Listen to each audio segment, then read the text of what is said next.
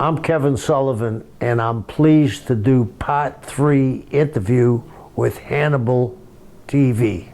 This is Hannibal here from the HannibalTV.com, and I am back for the first guy I've ever done a part 3 shoot interview with, the Taskmaster, Kevin Sullivan, former WCW booker when they were kicking WWE's ass 83 weeks in a row, legendary wrestler himself, and legendary booker. How are you doing today, sir? Great, Hannibal. I really appreciate being here. You being the top interviewer in the wrestling business, as everybody knows. Over 100 million hits. You're obviously doing something right. And a great athlete, boxer, wrestler, kickboxer. We could go on and on and on. Won a lawsuit against Abdullah the Butcher, and you've been very good to superstar Billy Graham, and everybody in the wrestling business appreciates what you've done for Billy. Thank you. It's always a pleasure.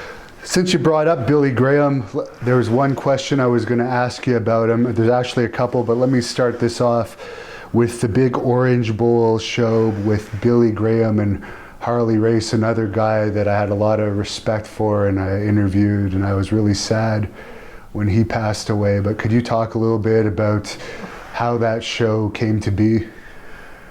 Yes, I can, because it's getting to be a small list of who actually had interplay with two of the greatest minds of all times, Eddie Graham and Vince Sr. Eddie Graham was a huge card in New York as the Grahams. He actually was the pseudo booker back in those days. And when Vince had a question, he would call Eddie. When Mike and Eddie fell out, I became like the surrogate son, and I'd go fishing with Eddie a few days a week, and I'd have to go up to the office and meet him, and invariably, 1 out of 5 times he's on the phone to Vince Sr. They had a very unusual connection, and Eddie, in my mind, was the first one to bring in a WWF champion. And that was very smart, because Eddie brought it to Miami, where there's a lot of transplant / snowbirds from New York. And you got to remember, back in those days, there was some animosity with the WWF and the NWA. But Eddie could transcend that because Vince trusted Eddie explicitly.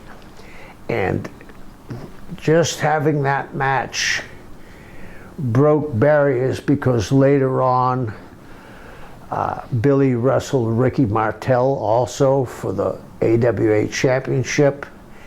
And Eddie brokered that deal too with Vern. So Eddie was a master manipulator, and people sometimes think manipulation is a bad word. Manipulation isn't a bad word if everybody comes out looking good. And as you know, Hannibal, you're a student on wrestling. They went 60 minutes, nobody got hurt, and it was a damn good match. Billy's a dear friend of mine, like he is yours. But he wasn't the performer in ring that Harley was, because Billy didn't have to go hours. Harley went a lot of hours. And Harley and him had a great match, because Billy put his ego aside and listened to Harley, and they had a fabulous match. The people, usually, in my estimation, people don't like draws. But he satisfied 2 different groups of people. He satisfied the people in Miami who were snowbirds, and he satisfied the people in Florida and the South that they went to a draw and they could have left it open. I always thought that Vince was going to bring a return match to maybe Shea Stadium, because back in the day, when Lou Thez took the belt from Rogers, there was talk about a unification match where Thez was actually going to drop the belt to Bruno and then have a return, but Bruno didn't want to take on the extra days. And I think that if that had happened, it would have kind of changed the wrestling business completely, because people don't realize, I had been to an NWA convention. Eddie took me and Mike, and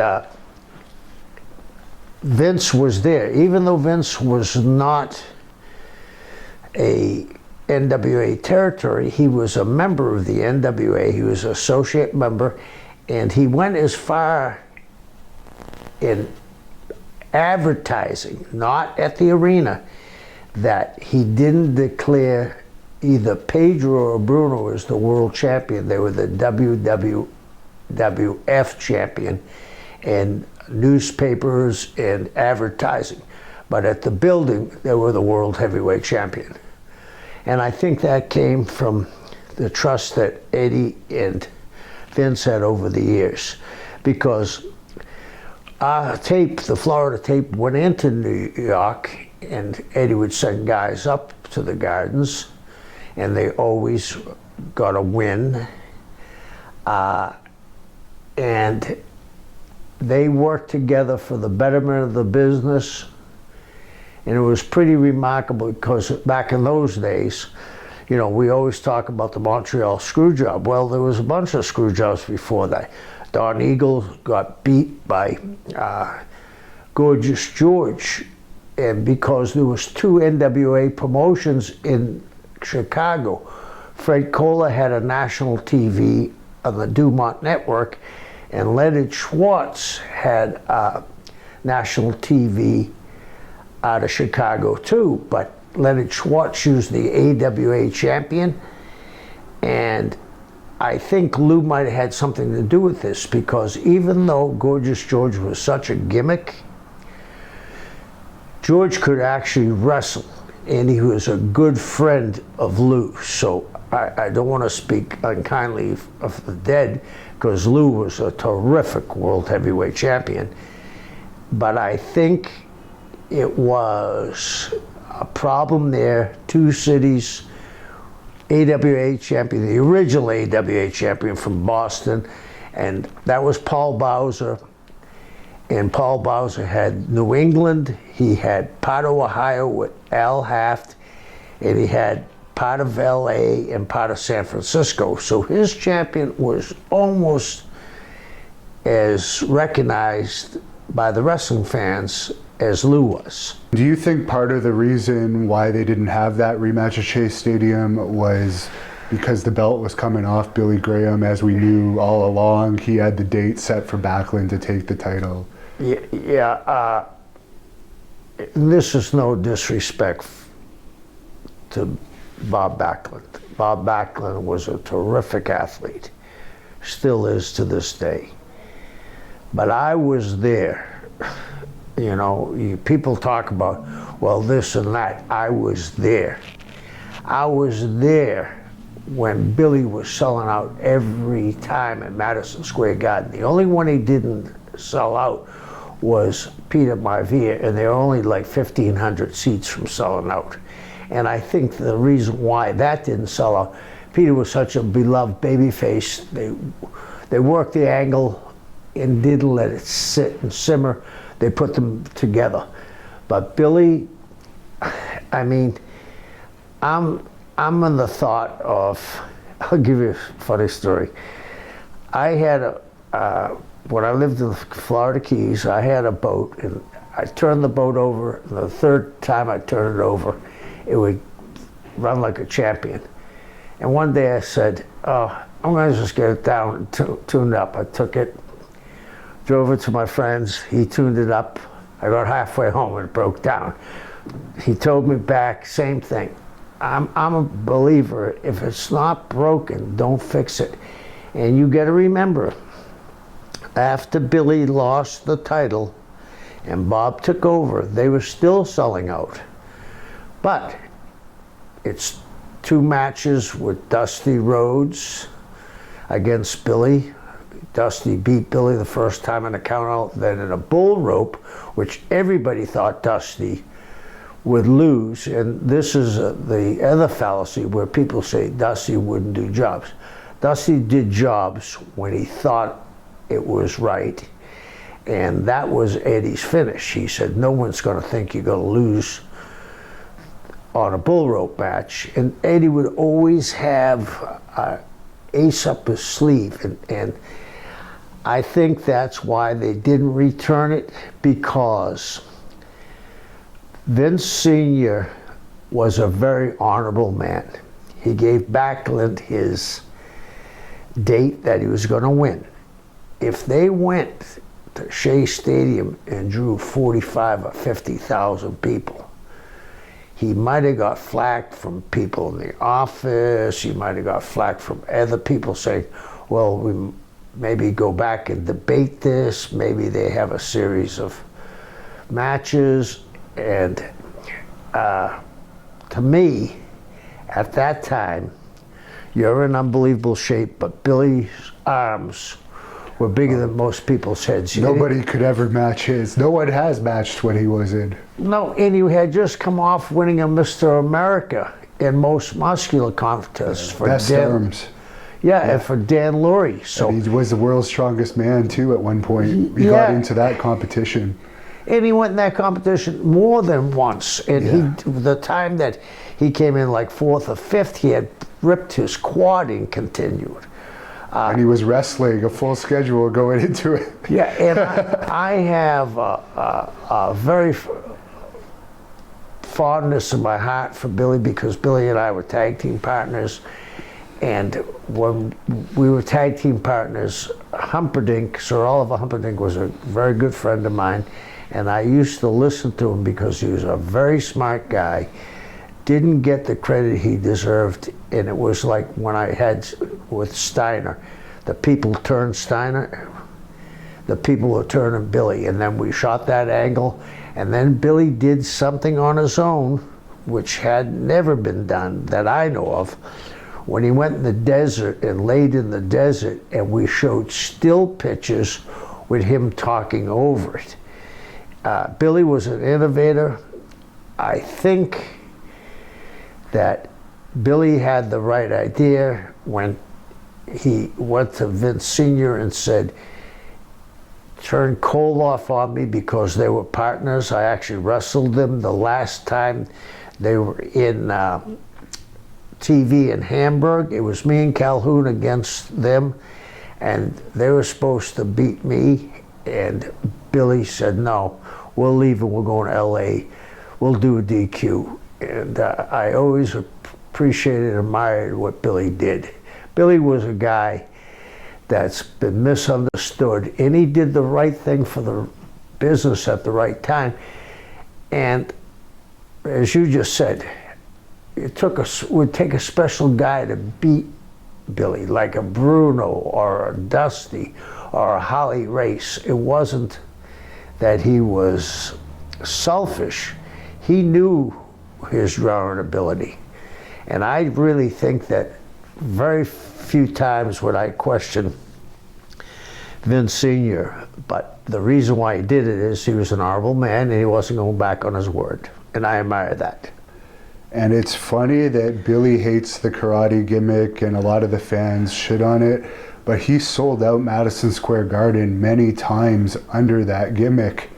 Even when he wrestled Butch Reed in the late 80s, he sold it out back when it was over 20,000 sellout. Now they get 10,000 people or 12,000 and they claim that it's a sellout. But what he did the karate gimmick in Florida. I know it was not as spectacular as his other one, but what did you think of its success in Florida? It was a huge success in Florida, because when we turned on Billy, I had Lenona Littleheart, who has a special place in my heart, when we were doing the angle where she was the Mulligan's neighbor, and I brainwashed her, and we had a deal where she got interfered in the match by mistake, and I went to go get her, and Billy grabbed me, and when he did, Humperdinck blindsided him, and I took a chair, and I actually threw the chair at Billy. I didn't hit him with it, I threw it.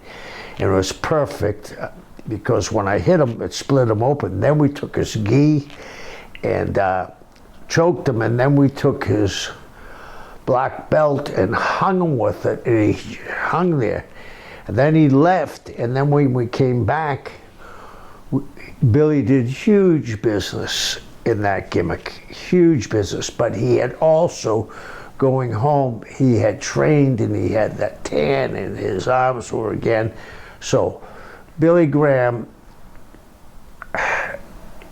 could even draw without being superstar Billy Graham, being Kung Fu Billy Graham. And another guy that had a great body that I did an interview with this past summer was Lex Luger. I haven't asked you much about him. How was he to deal with in WCW? Well, I was there when Lex Luger broke in the business.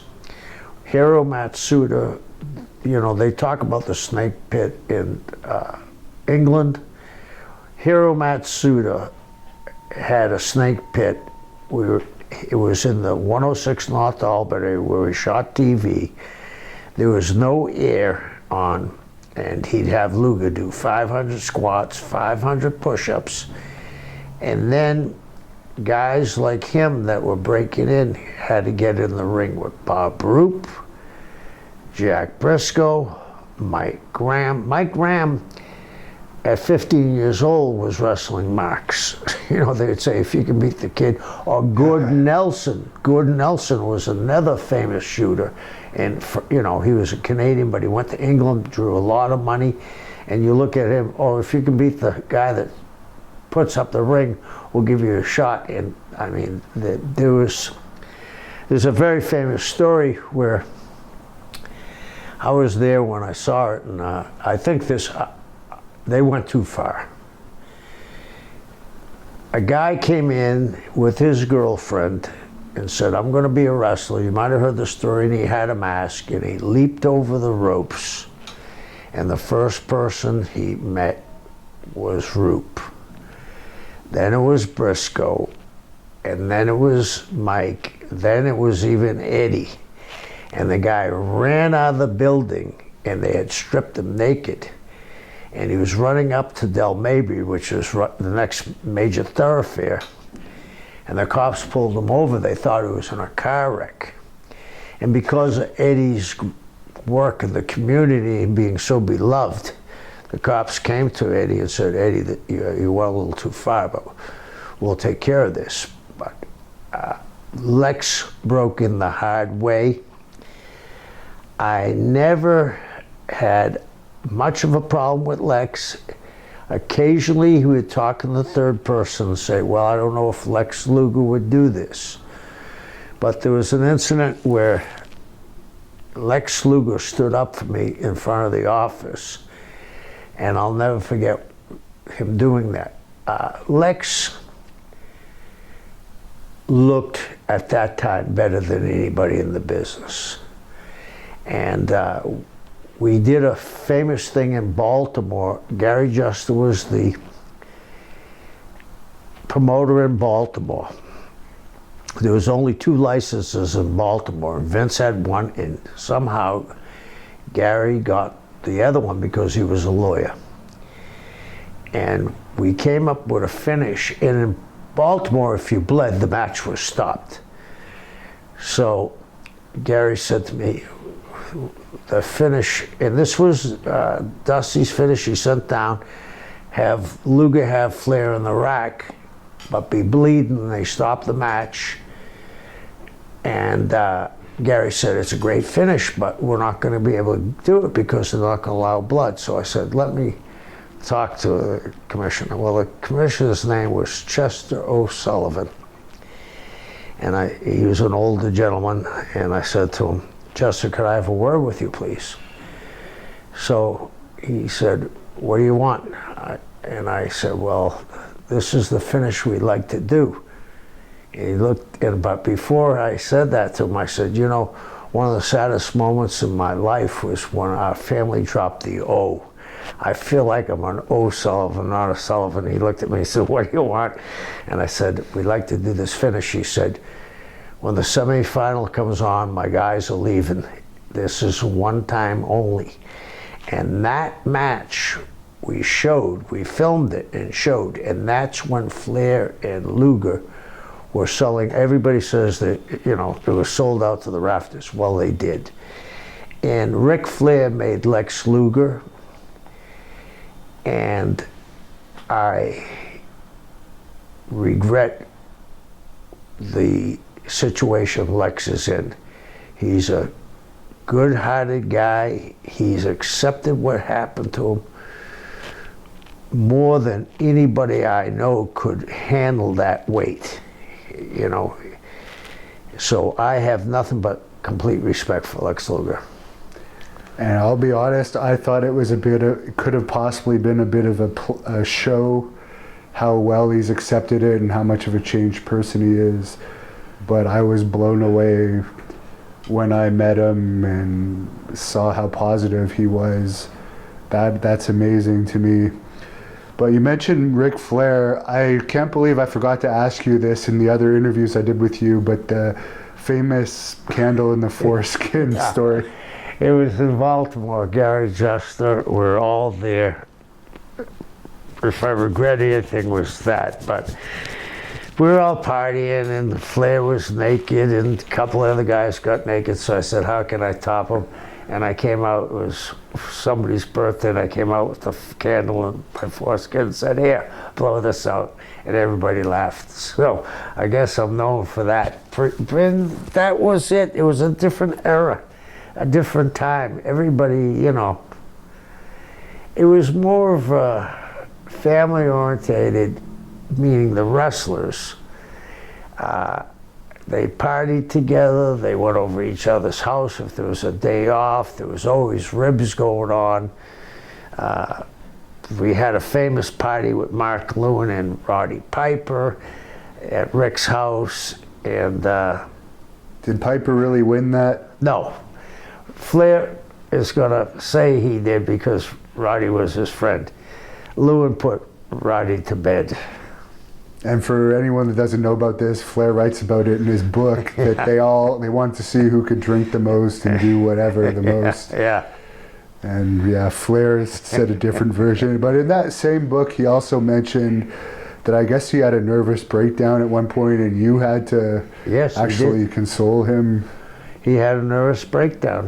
We were in, I believe it was Kansas City, and he couldn't go on. And he said, I can't get on a plane.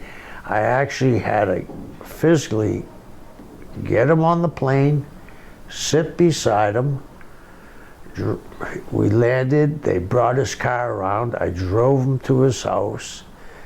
And Rick was inconsolable. And that was because of Jim Herd riding Rick so bad.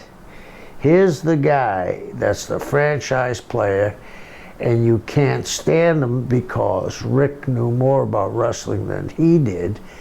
And Rick's a sensitive guy, and that's when we were in a booking meeting with Cornette, me, JR, Rick, a couple other people, and Jim Herd came in and said, we're going to cut Flair's hair, we're going to put earrings in his hair and give him a trident. He's going to be Spartacus. And I spoke up, I said, while we're at that, why don't we go to Yankee Stadium and change Babe Ruth's number from 3 to 144. Jim Herd hurt WCW more than people understand. And to get on a personal vendetta against somebody, what is Rick, 18 times, 20 times world champions, he still draws when he ratings. And yeah, he still pops the rating more than anyone else, yeah, really. And think about this. This was 1988 they were trying to get rid of him. 98, 2008, 2018. you know, 32 years ago, and he still draws money. Like you said, his ratings when he's on, he pops. And that interview, what I thought was funny, I don't know if a lot of people picked it up, but I'm sure you did, when he was going to go to Saudi Arabia, and Hogan is a great talker. Hogan looked like a fence post the way Rick was talking to him. It was great. Do you think sending him to Saudi Arabia and the payoff he probably received there canceled out this whole to be the man lawsuit or whatever it was all about? Yes, that's what it was. Yeah, that's what I figured too.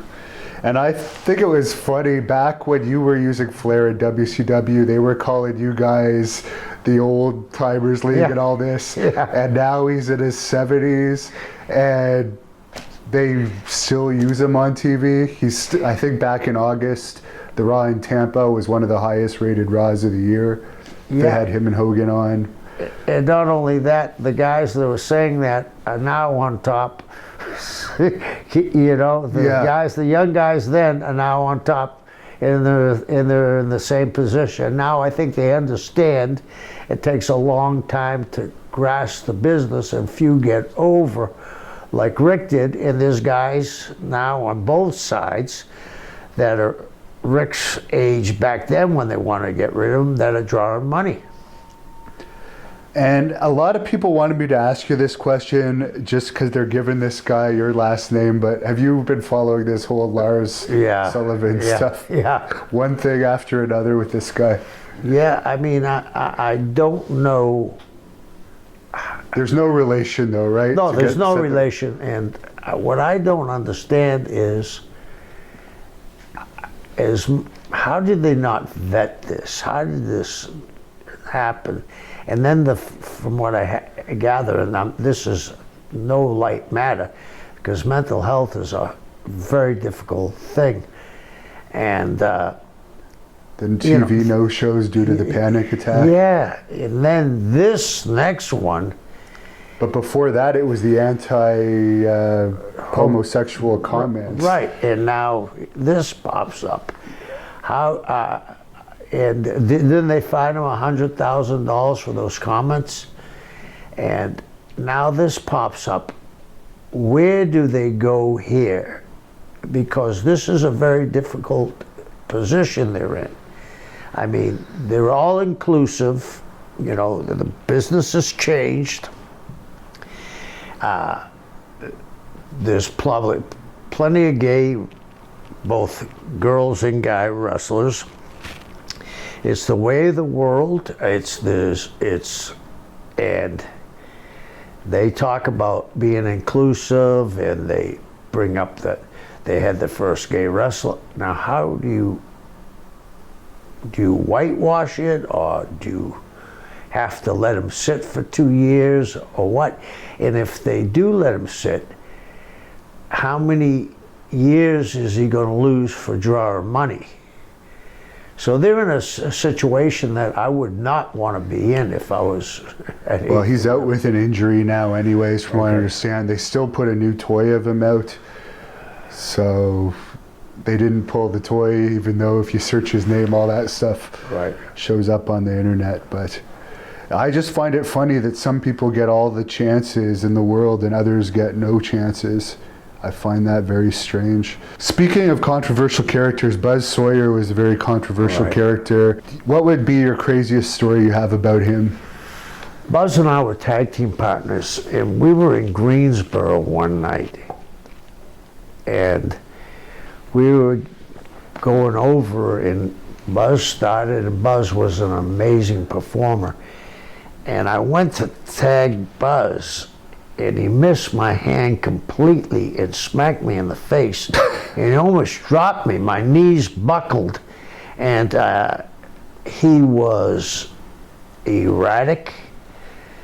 But Buzz, you know, I listened to AEW a few shows ago, and Jim Ross said, "What a power slam reminds me of Buzz Sawyer."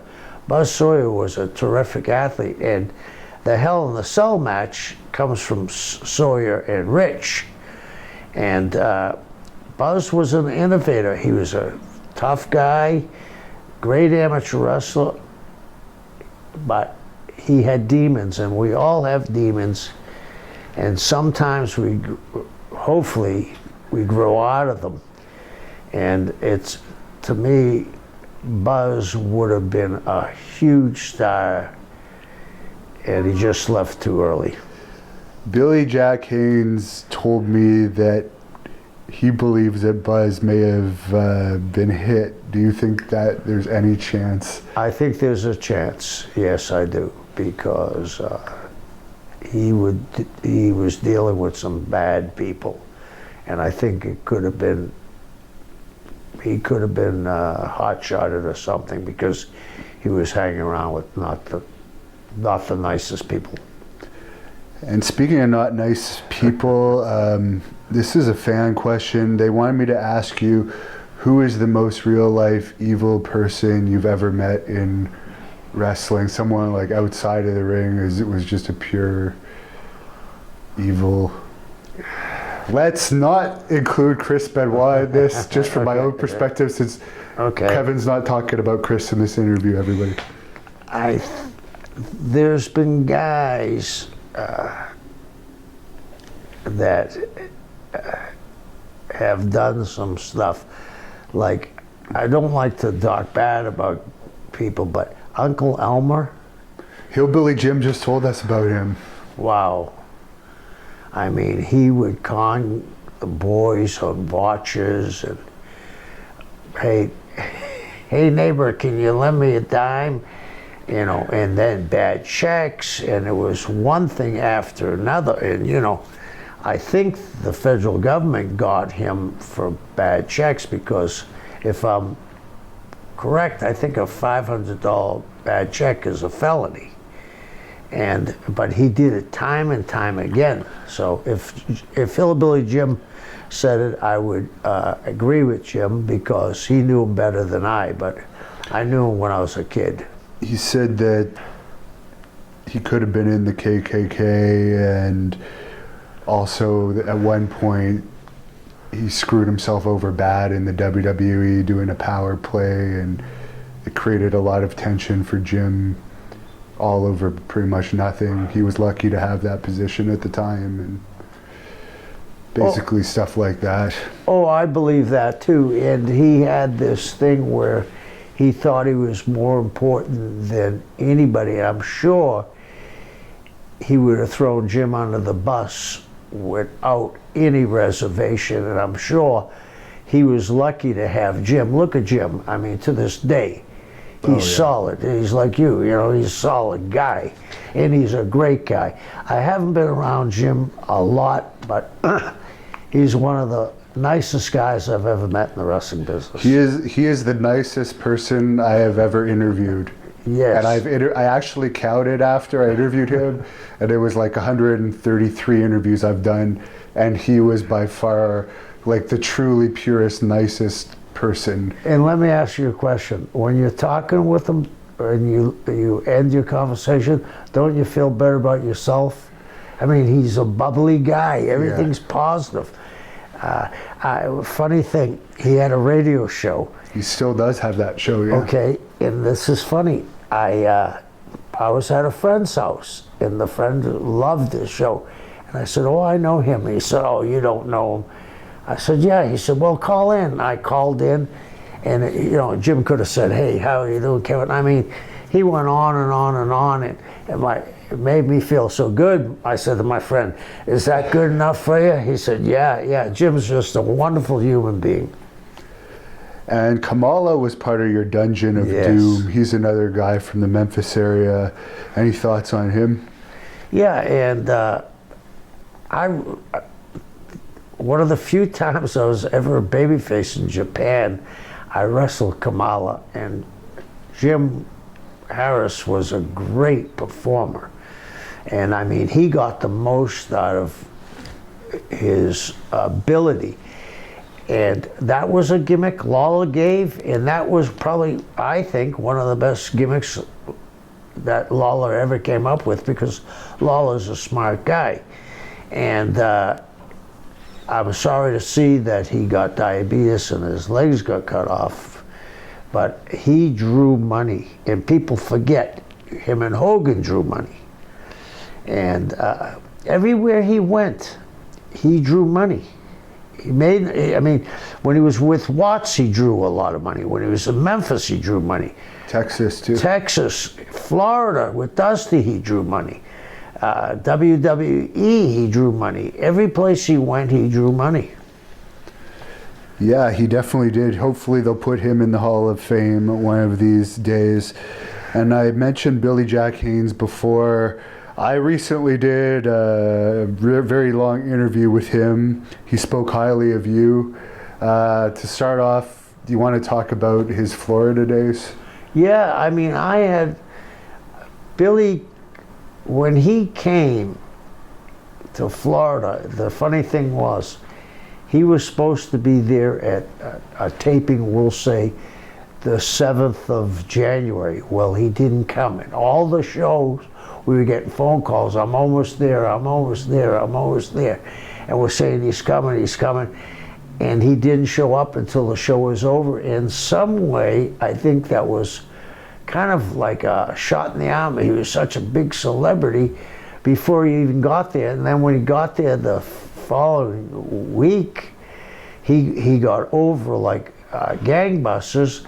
Dusty put him with himself, and he got over, and they put him with me for a little angle. And we were in the Sun Dome, and there was Native Americans there because Billy claimed he was part Native American, and they gave him a statue. And when they gave him the statue, I said, Miles was using it, and I grabbed it. And I whacked him, and he got blood, and we had a great match. Most guys probably would have been pissed, but I enjoyed working with Billy. If you had asked, I mean, he was on the cover of all the magazines back then. If you had asked me when that was going on, I would have said Billy's going to be a huge star for a long time. I think he made a lot of decisions that he probably looks back at and says, which we all do, maybe I shouldn't have done that. He was really over in Florida, and then he gave his notice and went to Texas, and then he became like a surrogate Von Erich, and then something happened there, he left. Then he went back to Portland to Don Owens' territory, and Don had always taken care of him. He opened the gym, and then he ran opposition. Well, there's a reason why very few wrestlers become great promoters. I mean, Eddie Graham was an exception, the Sheik, Bruiser, but unless you, Dusty, but Dusty surrounded himself with J.J. Dillon, Blackjack Mulligan, people that knew the workings. Billy went there on his own and thought he could, you know, get sponsors. It's a hard job to promote. It's not as easy as people think. Oh yeah, it's not easy at all, No. actually. You know that, and you're Yeah. successful. Yeah. You got to be working 24 hours a day. It's not like, okay, where am I tonight? And on holidays, by the way. Yeah, and the other thing is, back in the day when there was territories, where am I tonight? Oh, West Palm. I got to leave at 3 o'clock. These guys are in the office at 9 o'clock, and then they're going to towns. I mean, it's not an easy thing. Now, I didn't know much about Black Blood Yeah. until I actually interviewed Billy Jack Haynes. And when I looked up Black Blood, I was a bigger fan of Black Blood than I ever was of Billy Jack Haynes. Was there actual plans to go somewhere with that? Yes. I know he was injured. Can you discuss, was that your idea to bring him in for that? No, it was a funny thing. Did he tell you the story how he got into the meeting with Dusty? He was a little all over the place. Well, he had left Dusty in Florida. I don't know if he gave a notice or not, but he just disappeared. And he knew he had heat with Dusty. So to get to Dusty's office, Janie Ingalls had an office in front of his. He dressed up as Black Blood, walked into the office, and crawled like a reptile on his belly under by Janie's desk where she didn't see him, and popped up to Dusty. And Dusty said, anybody that has that much cojones, I'm going to use them. So that's the funniest thing ever. and that's Billy, right? You know that's what happened. It isn't made up. And they were going to push Billy, and then all of a sudden, you said there was an injury. There might have been an injury, but again, he just disappeared. And he was going to be in a very big program. And he was going to go to, first it was going to be Barry, and then it was going to be Dusty. So, I mean, I always got along with Billy. And it worked. Does he wear a blonde wig now? No, that's his real hair. That's his hair? Oh, yeah. Wow. So regarding Black Blood, when I watched Billy Jack Haynes finish for that move, which he told me he invented later on, I could see how you could blow out a knee doing that, 280 pounds, jumping down on your knees every night from the top rope. To your recollection, was that why he left WCW, was a knee injury? Not that, to my recollection, wasn't. I mean, he was there and then he wasn't. I mean, if his knee blew up, we had doctors there. We had, at that time, we had a surgeon that came to the matches, so especially in center stage. So I don't remember that. He was saying that it happened in Philadelphia. I don't think so. Did you enjoy managing him? You were also managing him. Yes, I did enjoy managing him because Billy was an intense individual as you are. And I think that's somewhat lacking in the wrestling business because I enjoy that kind of intensity because it translates to the ring, which translates to box office. That's what stood out to me watching those Black Blood matches. That intensity didn't show as much as a face, but as a heel, I basically just watched his enhancement matches. Right.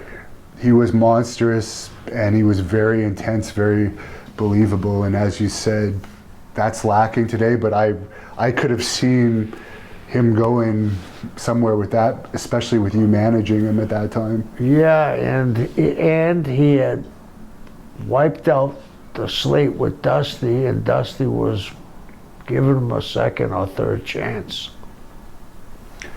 And you mentioned, just to give this some confirmation, you mentioned to me off camera that you had heard he had had an overdose on the plane. He was telling me during an interview that I did with him recently that some people have questioned that, but you had heard about that. I had heard that too. They had to make emergency landing. Now, in preparation for this, I watched another interview of yours where you said people would do lines of coke out of Curtis Iakea's forehead. Yeah. Now, he was, of course, part of the Dungeon of Doom. I think he was the master, I think. Right.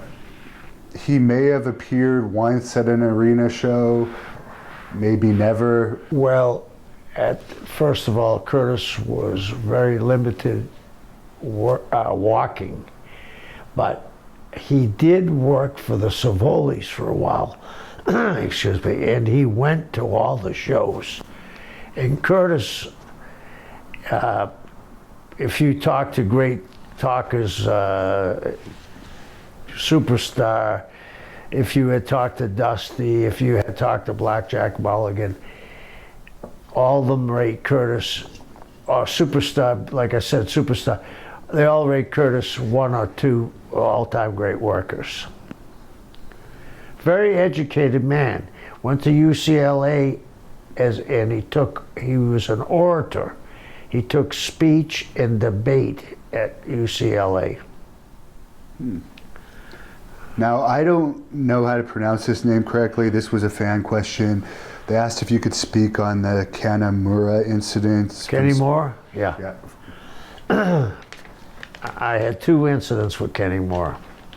Who is he, first of all? He was from New Japan. He was, and then he went over to Wings in FMW. He was a guy they recruited, and they were pushing very hard. And as you know, back in that day, they used to send the Japanese boys over to get season and publicity. And I was working in Japan for FMW and Wings. And Kenny Moore, they decided to put me with him. And when I wasn't working in Japan, I'd go up and work for Cornette and Smoky Mountain Wrestling. So he said, we want you to use the spike, and we're going to bring it back to Japan. I'm going to cut my arm. I said, okay. I said, are you sure you want to cut your arm? I mean, your head's just as easy, and it doesn't look as bad. No, I want to cut my arm. So we get ready to do the angle, and I get him down the ground, and I hit him with the spike. Well, he had a surgical blade, not a broken piece of razor blade, a surgical blade. And he cut himself, and it opened up, and I could see the tendons, the white tendons running in. And I said to myself, well, nothing I can do now. So I stuck the spike inside of that, and they threw up an X. And Iron Anderson happened to be the commentator there that day, and he said, that's the most vicious thing I ever saw, and they got over it. So they sent it to Japan. So now when I go to Japan, they have the Wrestler of the Year for Wings. And it's between me and him. And he comes to me and says, the award is in a glass case. I said, okay, what are we going to do? He said, I want you to take a glass case and throw it in my face. I said, if anybody came up to me and said, Kevin Sullivan's going to throw a glass case in my face, I'd say, that ain't going to happen today, brother. I said, I don't want to do it. So I go back, and I'm in a room. All of a sudden, Victor Quinones comes up, and he says, oh, he knows how to close his eyes, and please do it. And I said, Victor, I mean, anything could happen. I mean, it could go through his eyelid, anything could happen. He said, well, we've built this thing up, and it's not going to draw unless we do something here. So I said, okay. And I take the case, snatch it from him, throw it, shatters, splinters all over his chest, face. I come back to the dressing room, and he says, thank you very much, Mr. Sullivan, thank you very much. I'm thinking, whoa. And that started the hot-shotting and the violence, which ended up with Cactus and Terry and Sabu and the Sheik and the fire match. And everything started to escalate from there. They would do some crazy blood matches where someone would cut themselves in the head, but not like that. And you know what happened with Sabu and the Sheik. They almost died. There was no oxygen, and when the Sheik was surrounded by barbed wire, and when the Sheik slipped through, it cut his back up. He was 71 years old then. He was the last to get out. For anyone who doesn't know that, they did a fire match. Only one of the side of the rings was escapable underneath the bottom rope. Yeah. And it got too hot, as you said. He was caught in there. And what they did, which nobody understood, the ring post, they soaked them. They were wooden ring posts, and they soaked them for a week in kerosene and gas. So as soon as that lit, it went boom. But if anybody's ever been in a fire, the oxygen feeds the fire. There was no oxygen left. They were choking to death, and they scooted out. Sabu got caught on the wire, and Sheik got caught on the wire. The other two got out without too much injuries, but the Sheik got really bad burnt. And again, he had 2 artificial hips, 2 artificial knees. He's 71 years old, you know what I mean? And Sabu tells a story actually in his book, which you actually have a passage in Sabu's book, where he says there was a massive contract on the table for him at WCW. You wanted him to sign it then and there. He didn't, and it was off the table for some reason shortly after. What happened was, I had a contract for either $450 or $475. And I said, sign the contract now. Things are changing here quickly. You need to sign the contract. And he said, well, I got to talk to my wife. And she was Japanese. And I don't know if she was in Japan at the time or she was in Michigan. He didn't sign it. JJ, we actually met him at a hotel. JJ and I both went. JJ was a big fan of his. I was too. There was a relationship with JJ and the Sheik, my relationship with the Sheik. And 3 days later, I kept on asking for 3 days, where's his contract? Where's his contract? He's calling me because I was wanting him to start on Nitro. And they said, oh, we cancel his contract. We're not bringing him in. And that was it. I mean, it could have changed his life completely because it was for 3 years. And he would have been on a major television show in the peak of his career. And nobody remembers this. I had him without a contract on the first Nitro. And Halloween Havoc, too. I forget which one, 95 maybe? Yeah, and then we brought him and the Sheik in, where the Sheik was going to manage him, and I think it was against Jerry Lynn. Yeah. And they did the thing where they didn't tell the Sheik what was happening, landed on the Sheik and blew up his bad hip again. That would have been amazing if that had actually happened. Right. That could have changed a lot over the years, especially if the Sheik had managed him. Right. What's something about the original Sheik that you know as a friend of his that fans of his might be surprised to learn? Well, I'll give you one story, how over he was. We were having Summer Sizzler tour. And I begged Dusty to book him in Detroit. And he says, we're not going to draw in Detroit with the Sheik. His time is come and gone. I said, Dusty, I'll bet you anything. And I think we bet $500. Well, the match was, and I've never been in a match ever like this before. And I've never seen it done. It was the Sheik and Dusty. They were the baby faces against me and Murdoch. And in the cage and during the match, it ended up being me and the Sheik against the Texas Outlaws. And we drew the biggest house of the summer. And it was not because of me or Murdoch, it was Dusty and the Sheik, but we played our role. But what happened that night, and I'll never forget it, the first match was in, and this is the Cobo Hall. There used to be doors would roll up, you know, the metal doors would roll up. And Bobby Fulton and Jimmy Cornette were standing in the hallway, and I was too. And all of a sudden we hear beep, beep, and he pulls in. They were like children at Christmas. I probably was too. Their eyes got this big. And the whole building turned.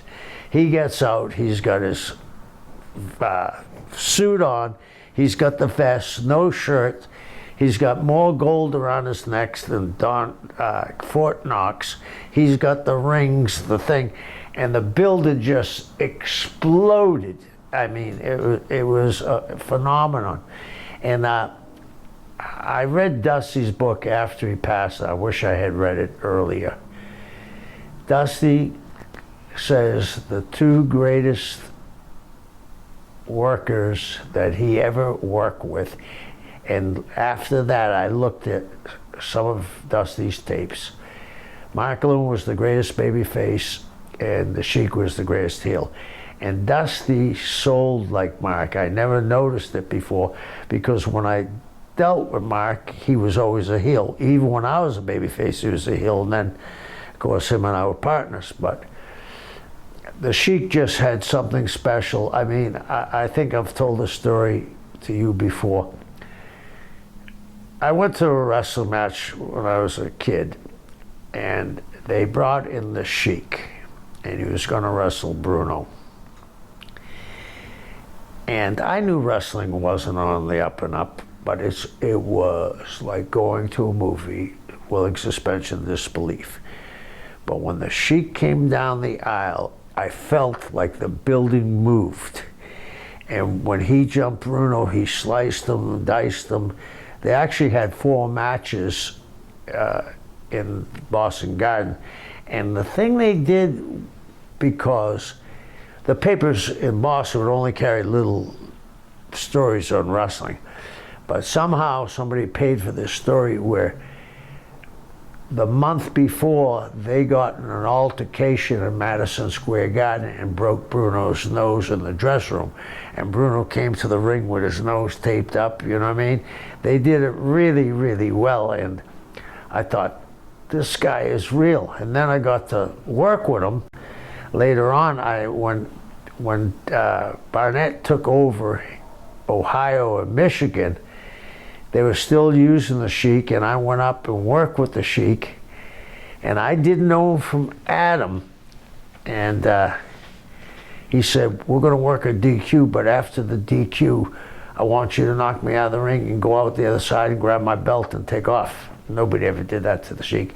And then a few years later, I was in between gigs, and he called me up and said, I want you to come to Ontario.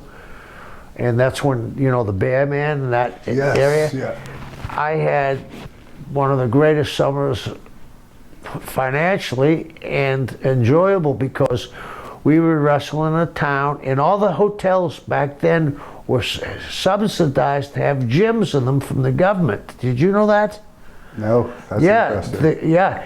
So we would wrestle in Cambridge, and then go to Lethbridge, which is close, right? 50 miles. We were only going 50 to 60 miles every, night. Yeah. And he did all the Toronto area towns, right? Yeah, and he paid gas. We never went into our pocket. He paid for food, drinks. All we had to do was bring receipts, and he took care of it. And him and I became good friends, and then later on, I was booking in Hawaii. I brought him to Hawaii, and then when I was in Florida, I actually brought him to Florida to work with me.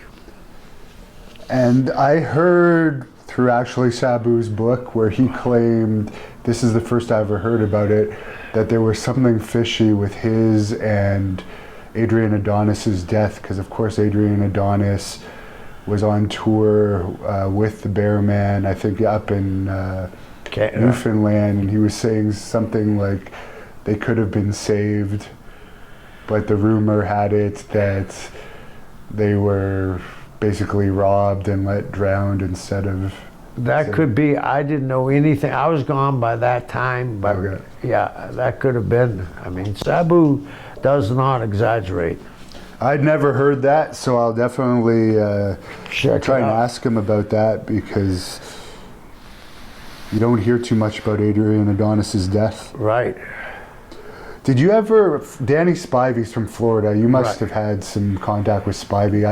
I've become friends with him, I guess you could say, over the years. Yes, Danny and I are friends. I really like Danny. I'm not going to name names. But what screwed Danny in the WWE, it was somebody close to Hogan said, he looks too much like you. And, remember he did look like Hogan. He was a golden boy at one point. And they kind of cut Danny out of the situation. And, Danny was a big, rugged, tough guy. Legit 6'7". Yeah. Not like the Hogan. Hogan's really, 6'4", 6'5". Yeah, and you've probably interviewed Stan Hansen. Yes.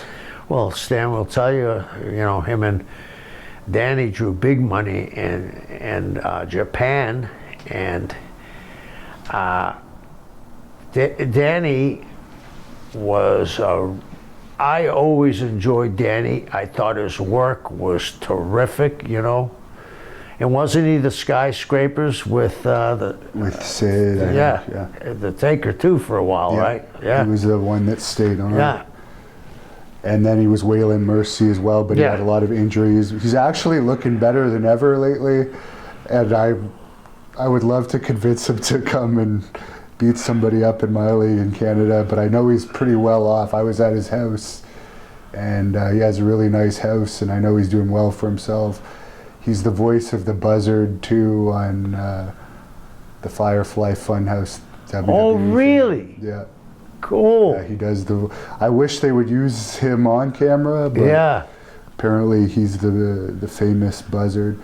Now, Bob Roop has told me that he didn't really enjoy roughing up the marks that would want to become wrestlers, and in recent years, actually I think last year, a videotape came out. I don't know if you've seen this. Yes, I have. The name of it isn't exactly coming to me, but Ronnie Garvin. Isn't it the B? Plan B, yeah. Were you shocked at seeing that as I was? Absolutely. But it was directed at one guy. Do you remember they talked about homosexuality and pro wrestling? Yeah. That was directed at Jim Barnett, because Barnett was going to buy Knoxville, and they met with Barnett and bought, and he paid the money to get Knoxville and for them to disappear.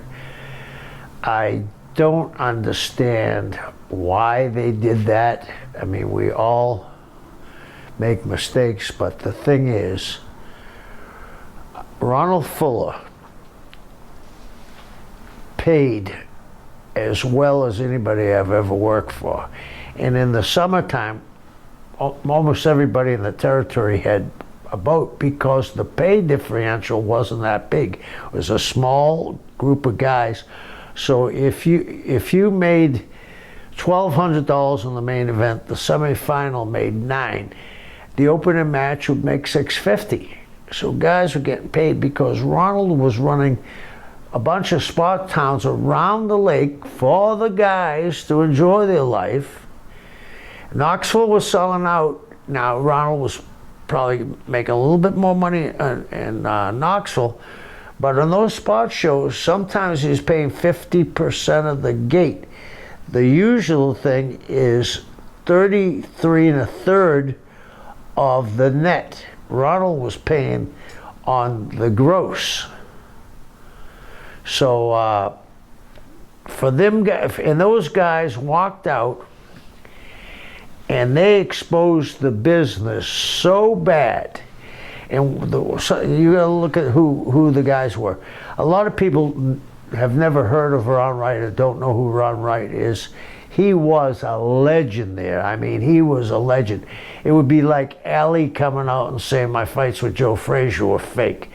Then you had Bob Roop, and then you had Great Malenko, Bob Orton, and Ronnie Garvin. And Ronnie Garvin. And Ronnie really, people thought Ronnie was really big. But people, and I'm just surmising here, people will say, why would they do that? Because their territory was failing.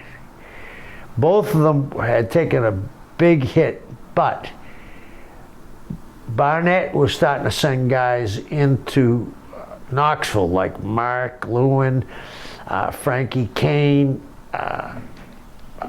Tommy Rich, Atlas. So it started to come up. So I think they tried to do a power play to make money. And obviously they made some money. You think Barnett saw that video? Yeah, absolutely. Yeah, because I think the guy out of that crew that it would have hurt the most would have been Bob Orton. Oh yeah, I think it hurt Bob. I think that hurt Bob forever. Yeah, it would have possibly killed his WWE career. Yeah, and there would have been heat. I was actually mad watching that. Right. Even in this day, just because I know it's exposed today, but just knowing all the guys back then and knowing how it would have hurt everyone's paycheck. Yeah, they didn't care about people's families, which really threw me off. And if you look at it, a few of them had tried to steal territories before. You know, so for them to do that, but again, that wasn't put out. That was sent to somebody to take a look at it and saying, you know, you're going to be exposed. And, you know, Jim had been exposed in a book about the Kentucky football team with Rock Hudson. And that's why Jim actually went to Australia and sold. A lot of people don't realize this, and you'll I don't know if you know this, but this kind of relates to how you run your business. Jim actually, until he bought Georgia and part of Florida, Jim didn't own territories, he owned towns. He owned Vegas, he owned Denver, Colorado Springs, he owned part of New Orleans, he owned Lexington, Louisville, Evansville, Detroit, Indianapolis, Milwaukee, part of Chicago. So the guys that were working for Jim back then were working major cities, because you got to realize wrestling had just come on TV for the first time. And back in those days when they used to book the TV guys to go to the towns.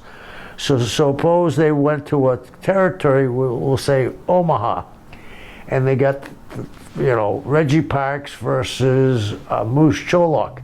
Then the next match would have a star besides both guys' names, and it would be Vern Gagne versus the Bruiser, TV stars. So Jim was booking all of his talent, and he owned part of Toronto and part of Boston with Paul Bowser at the end. Actually, him and his partner Johnny Doyle closed Boston Gardens, closed the territory down on a sellout and moved to Australia. And you mentioned those guys were talking about the homosexuals in wrestling. Of course, there was that huge thing in the early 90s that I know WWE settled it with Patterson, Terry Garvin, and Mel Phillips. I think Patterson resigned. He was the head of talent relations, I believe. Then when he came back years later, he was only ever a producer. But you must have had some experience with all of those guys. I don't know about Mel Phillips, but Terry Garvin and Pat Patterson. I barely knew Pat. And Terry Garvin, I knew Terry when I was a young boy, and Terry would kid around, but Terry was, you know, it's like stories you hear about Jim Barnett. Jim Barnett kept his personal life personal. I think that Mel Phillips was the ringleader of this. I'm not so sure Terry's participation, but it seemed to me, from what I read, and I wasn't there, it was always a young boy waiting for Mel Phillips. And Terry was married too, so not that that means anything, but... yeah, we don't hear much. We never really heard much from Terry Garvin after Right. that. It kind of destroyed his career. But Right. Patterson obviously was always tight with McMahon, so, and it was all settled anyways. I was just curious your opinion. And here's the thing, I'm going to give Patterson what I think if I was a lawyer. Vince McMahon wouldn't have put his company in that jeopardy if he knew that was true. I think he put, you know, it was like, I'll give you an example. Didn't, and I hope nobody takes this out of context, didn't Fit Finlay do an angle where, and he was the agent where they were doing the American flag, salute to the American flag, and the guy came down and they let Fit go for a while, but he came back, you know what I mean? I think that Vince said, well, we'll get the heat off of you. I don't think Pat ever lost a payday.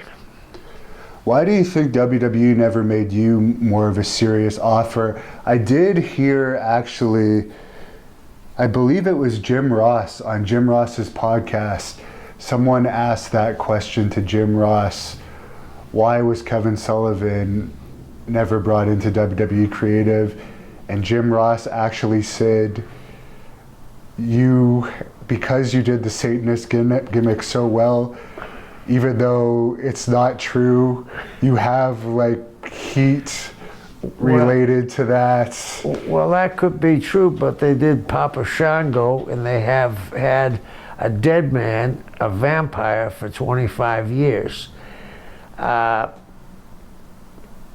don't think that could be an easy thing to fall on, but I don't think Vince McMahon would say that's the reason. There must be. At the time, I did have a meeting with them one time when I was building my gym. I couldn't go then. You know, I had to be there. Not that I was going to go, but we were in serious talks. I also used to talk to Vince quite frequently, and I admire what he's done. You know, we can talk about how bad things have gotten, but he's drawing 90,000 people and at these WrestleManias. It's easy for you're a promoter. It's easy for people to second guess. I'll give you an example. One of the biggest mistakes I ever made, Flair had been the booker and he had alienated the production people. So, because then they started taking shots accidentally on purpose, you know what I mean? Yeah. Guy goes to jump off the top rope and they got it on the guy, not on the guy jumping off the top rope. So I brought a couple of them in, and now I hear one of them's taking credit that they're writing the show. Terry Taylor knows this story, very few people know it. So I came in when we were going to do a show, and I put the paper down. And I said, I'm going to have breakfast, I'll see you in 3 hours. When I came back, nothing was written down. It's very easy to second guess.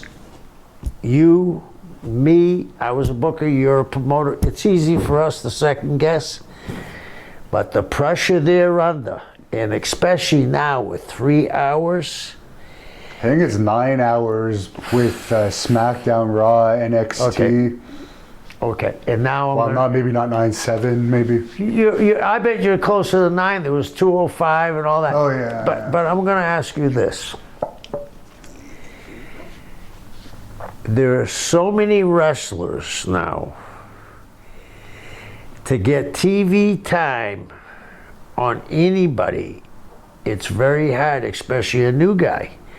That's why I hear people saying, well, I wish The Undertaker had retired with his winning streak. Great. But maybe when he lost to Brock, you know, I see the faces of the people, maybe that should have been the time. But they can't afford to, because the WrestleMania, he is one of the draws. The younger guys need to be developed dramatically. But Goldberg still draws more than any of those younger guys. Yeah. And think about this. I started Goldberg because I knew what his limitations were, and that's why I had to do it smoke and mirrors. But they just signed him too. I don't know if you heard, because they don't want him going to AEW. He's signed to like a long contract too. Yeah, and I think what's happening is we have this thing to go to the least resistance. It takes a while to a guy to get over, and I don't think, one of the things that's very difficult in the wrestling business is to be a lineal thinker, thinking way out and then coming back. Eddie Graham was the best of it. Dusty was great. Gary Hart was good. Jim Barnett was brilliant. But they have so much TV to do, guys fall through the cracks. And a lot of the guys that are writing this show never have been in your position, have to draw money because you're a promoter.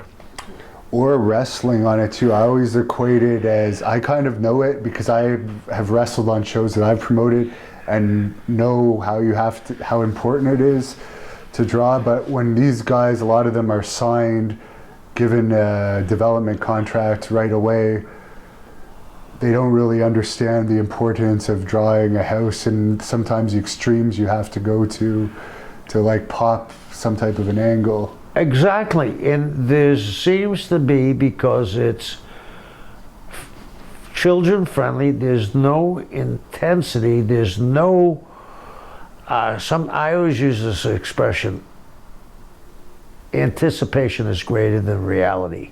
If someone goes to do something vicious and they pull them apart, people in their mind saying, well, if he hit him with this, would have killed him, and blah, blah. And I'm not, these kids are better athletes than anybody in my generation or before, but they all start to mimic one another because nobody's in control. Think about this. Did anybody ever use Stan Hansen's lariat in Japan? No. It got over because he was the only guy doing it. Everybody's doing the same move.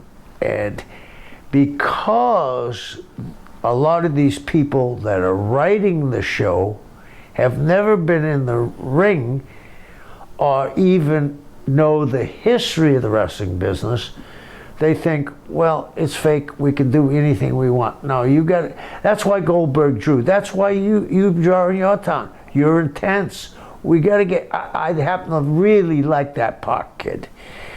Brother, my thing, I got it's the Kevin Sullivan trip, meaning you and I are going to go out, right?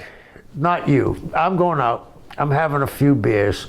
I'm walking down the street, and there's Brock Lesnar on one side, and there's Orange Cassidy. Orange Cassidy on the other side.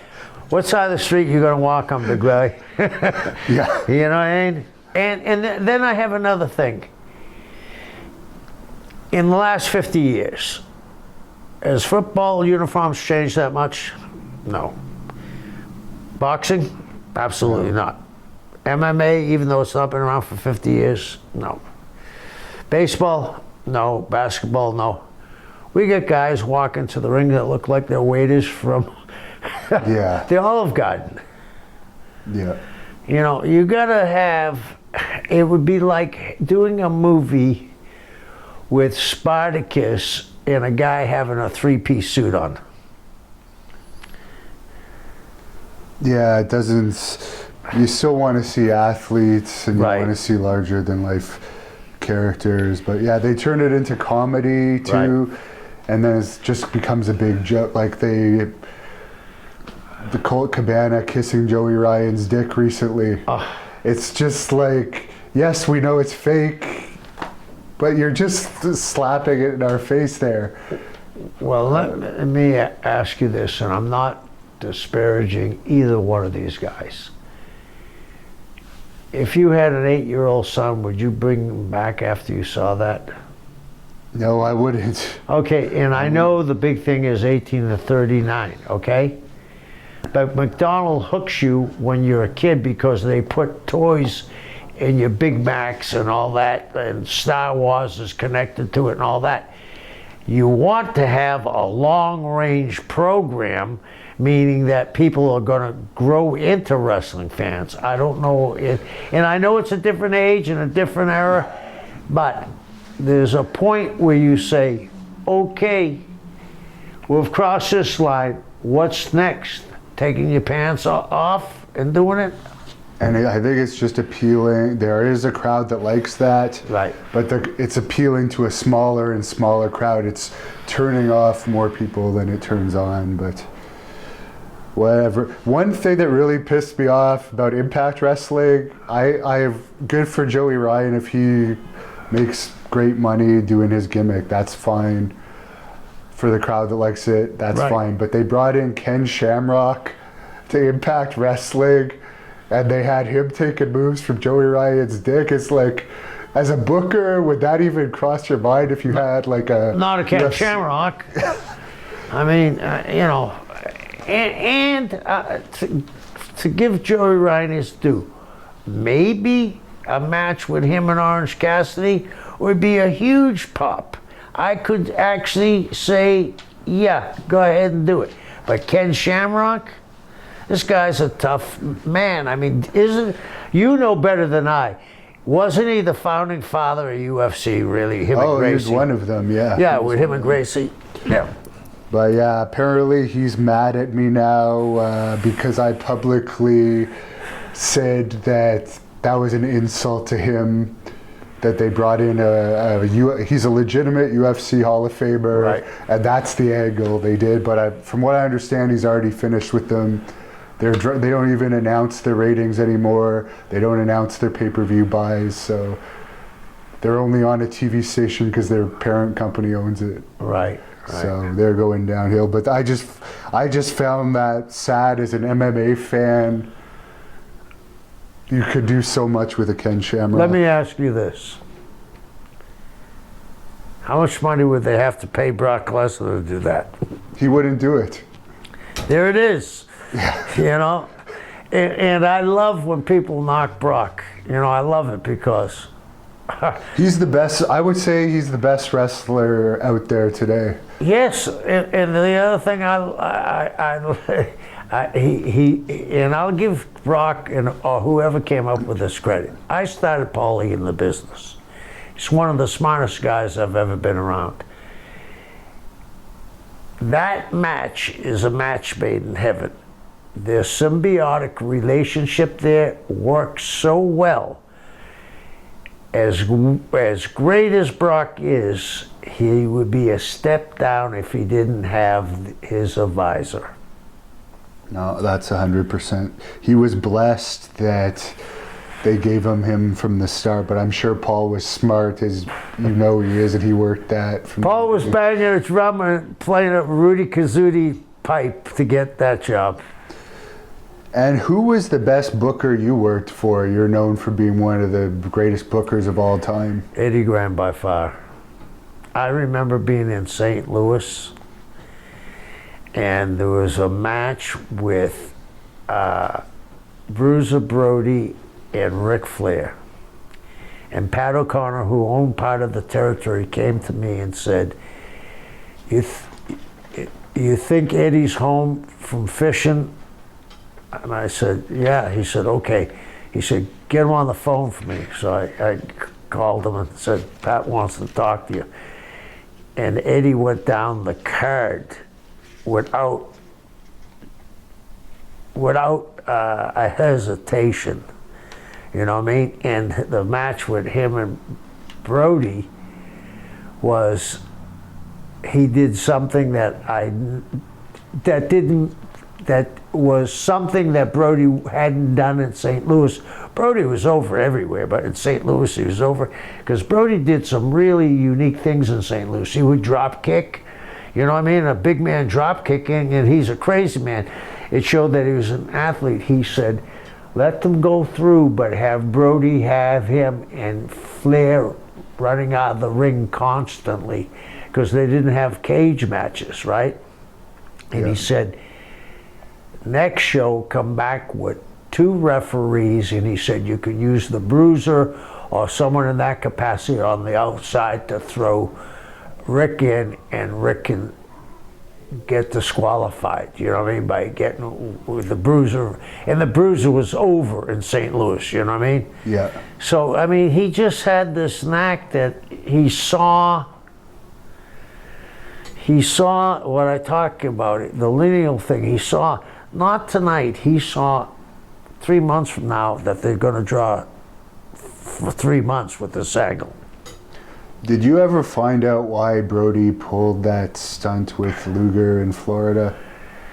You know, that was my first night to book, but I was still finishing up in Pensacola. And Frank and I were friends. And I said, Frank, why? He said, because the guy doesn't have a clue. He said, I could have done 2 things. either embarrass him or beat him up. He said, and I didn't want to beat him up. And that's why he did it. And you got to remember, if you look at the tape, Luger used to, and this is not knocking Lex because I said, I told you how I feel about him. But when he first started, he was like a rock'em sock'em robot, you know what I mean? And Frank would hit him, and it wasn't done intentionally, but he didn't know how to sell. And then you see Frank whacking him a couple of times in the back of the, grabbing him back in the neck, boom, boom, and Luger backing up, and now it's getting to be stinky. And, but in some ways it works. We're still talking about it 30 years later, right? Yeah, it's one of the most things that Lex Luger is asked about. A random, probably house show in Lakeland, some fan taped. Yeah, and he always says, I had a family, He also alleges that he made up with them after there was discussions in the dressing room, but he's a good guy, so I'll leave it at that. Yeah, I think they did. Frank was, if you had a problem with Frank, he would tell you. And Frank was smart enough this way. Bruiser was a businessman. If Frank had beaten up Luger, he knew that Luger was going to get shoved by everybody. He knew that if he beat up Luger, the St. Louis thing may dry up. He may not be able to go to New York because of the relationship Eddie had. But Frank was just about started in Florida. He was, Frank Goodish out of Texas. So I think Frank was a great businessman. And speaking of New York, do you find it weird that they put Abdullah in the Hall of Fame, yet they put Bruiser Brody, who actually wrestled Bruno Sammartino in Madison Square Garden, in this legacy wing of the Hall of Fame, didn't even notify Barbara about it, and didn't even invite her to the Hall of Fame that year, even though she was in New York last year? Like, it seems like such a contradiction. Bruiser Brody, who actually wrestled for the company, is not in the main wing. I never heard that. I thought they were going to make a big deal of him going in someday. And you say you had different, well, these fingers are from Abdullah. He wanted to hit me in the head with a bell. Abdullah never worked for Vince. Brody drew money, and I also think that if he didn't die, he would have went back there. And the same thing with Billy. He would have been a huge baby face. And for them to put him in and not to say anything to Barbara, who's one of the nicest ladies I've ever met in my life. That's pretty strange. She was upset about it, actually. I talked to her about it at Cauliflower Alley. I bet she was. That's the first time I met Barbara at Cauliflower Alley. Okay, I've met her a few times, and the first time I met her, I was actually very upset because it kind of hit me at that point how tragic it was, because it's like, this is his wife. Yeah. There's an actual other side to him. But that's obviously one of many tragedies that have happened over the years in wrestling. And I read Bret Hart's book, and there's a few things in there that I know for a fact he's exaggerated. When he's talking about the night that he received the concussion for Goldberg, right, he alleged that you had an overdose in the dressing room that night in his book. No. I had a problem, but I didn't have an overdose. It was a health issue. So that's another one of and that kick, I watched that time and time again. Didn't he get up after that kick? It's been so long since I've watched it, I don't know. He didn't like me because I wanted him to do an angle where he ran down and kicked Sting against Hogan. Remember that fucked up finish where Hogan didn't kick out. Remember that? Oh yeah, the Starcade. Yeah, so I wanted him to run down and kick Sting, right? And get Sting disqualified. And say, no, kick Hogan. So he would get disqualified. Sting, and have him say, you're not going to beat him before I beat him. He reached his peak before WCW for sure. Right. Unfortunately, it's just been a downward. At least he's made a lot of money. Yeah. He went back to WWE. Yeah. He's still making tons of money. But one guy who actually was a really nice guy. I've met him before he passed away. Brother-in-law of Bret Hart, who Bret, I don't know, had some issues with, I guess, before he passed away. But British Bulldog, Davey Boy Smith, how did you get along with him? I thought he was great. I thought he looked great. I thought he worked great. And here's the thing. Here's your brother-in-law, and you're talking about that he's hiring crack in a 85,000 people house. In a match that everyone loved. Yeah. So why even say anything like that? And here's the thing. If he was that screwed up, would the match have been that good?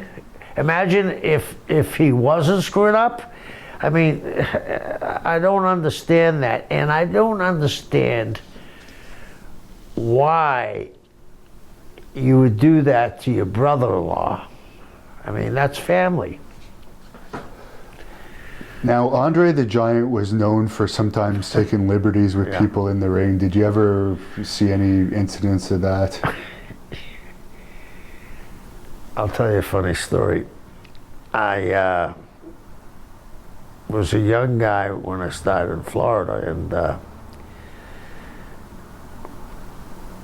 this girl came to Jacksonville who I was seeing once in a while, and Andre saw her, and he said, I drove Andre up to Jacksonville, and he was leaving the next day, flying out of Jacksonville. He said, boss, could you introduce me to her? So I introduced him to her. And Andre were friends, and we traveled quite a bit, even though we weren't supposed to. I was a heel.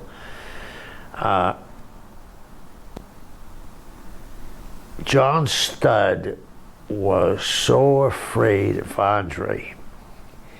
He was working the territory at the time in Florida. And he'd be working with Andre, especially in Orlando, because that would be the first day Andre'd get in. It was a Sunday. He'd be drinking on the plane the whole way. He'd get a bottle of Crown Royal. And John was a very nice man, one of the nicest men you'd ever want to meet. And John would stand in the corner going, oh no, and squeeze his hands like this for about 40 minutes before he went out. And Andre would take advantage of him. But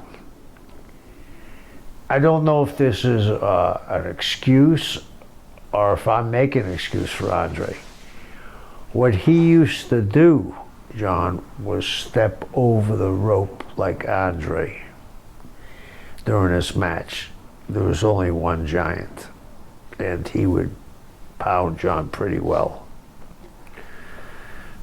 Interesting. I never heard that. I did hear that John was afraid of him, but I wasn't sure exactly why. He was like that with Hogan too for a while, wasn't he? Who? The giant? Oh yeah, when they first went to New York and Hogan was a heel, yeah, he didn't make it easy. I think they became friends in Japan. Okay. Yeah. And how is everything with you and Hogan now? Do you guys ever talk anymore? Yeah, I talk to him. I've talked to him once in a while. I mean, I wish him well. He's doing okay. I don't think, suppose he's trying to come back for this last match, right? WrestleMania. 10 back operations, I don't know. The last time I actually saw him, I wanted to find out who this Shorty G was everyone was talking about in WWE, which is a gimmick they've given somebody, smaller wrestler with basketball shorts, and I guess they put Hogan in his corner with Jimmy Hart for a match, try and get him over. And I was looking at Hogan on the outside, like hunched over. Right. It was clear that he was having issues walking, and then 76-year-old Jimmy Hart out there too. Funny, try to use those older guys to get the young guy over, but I was looking at that and saying, how does Hogan think he can actually wrestle again? I know he probably wants the payday. Right. And we all have egos, and I'm sure Hulk would like to close it down in its hometown. And he did say he didn't want his last match to be for TNA. I think that he wants to close it in his hometown. Did TNA ever approach you? Yeah, and I had a meeting with Dixie, and again I was working. I had over $1 million tied up in a gym, and the vibe I got from her was she thought she was Sam Mushnick. She thought she was running the wrestling business. And I don't understand how she didn't hook up with somebody that was a straight shooter to keep her in line. Because at one time they had a pretty good roster, but they had Flair who didn't work, they had Eric who didn't work, they had Mick Foley who didn't work, they had Hogan that didn't work, they had Nash that didn't work, and they had all the TV time. Well, I believe the ratings they were getting then is better than the current ratings of WWE a lot of the time. It is, yeah. They were getting a 1 point something at various times. Yeah. Which you rarely hear the ratings in a 1 anymore. And I did read the other day that football has actually gone up in ratings since 2016. So I read the same thing. Yeah, you saw that. Yeah. So I do understand that it is different. For me, I'll watch it on YouTube.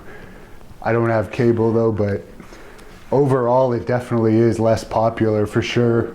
Back when NWO was big, you would see shirts everywhere. That I was going to say that when I lived in the Keys,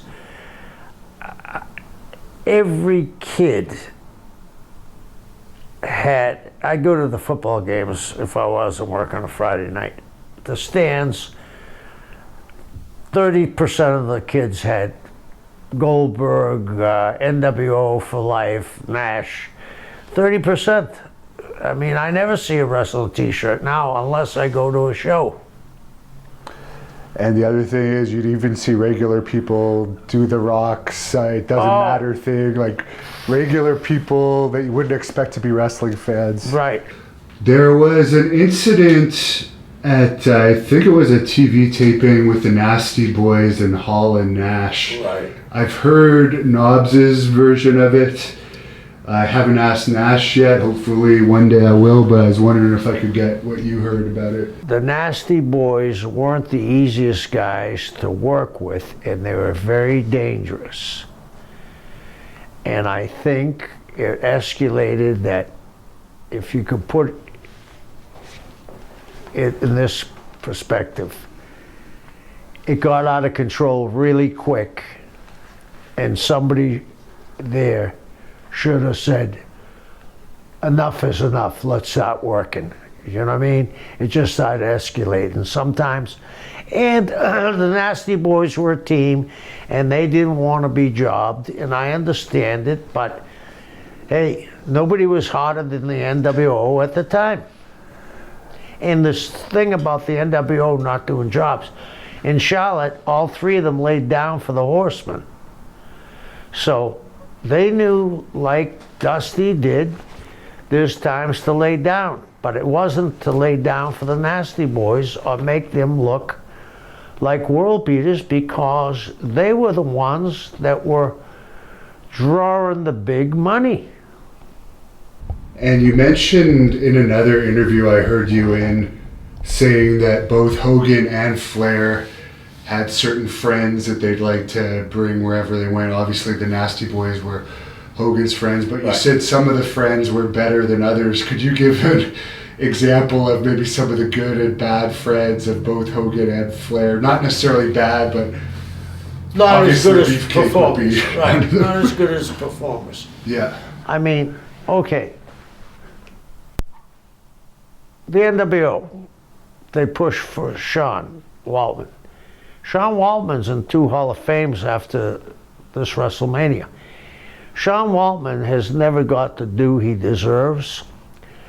Sean Waltman came up with that idea of him having the camera.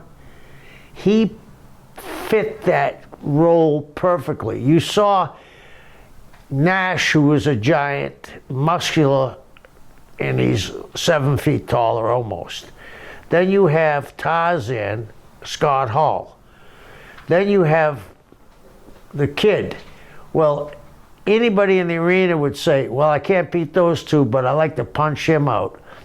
And that parody that they did, Sean Waltman should have got an Academy Award when he did the thing with Rick. Woo! I don't know why I say that, but I love it. Woo! And then he hit the ropes and crying.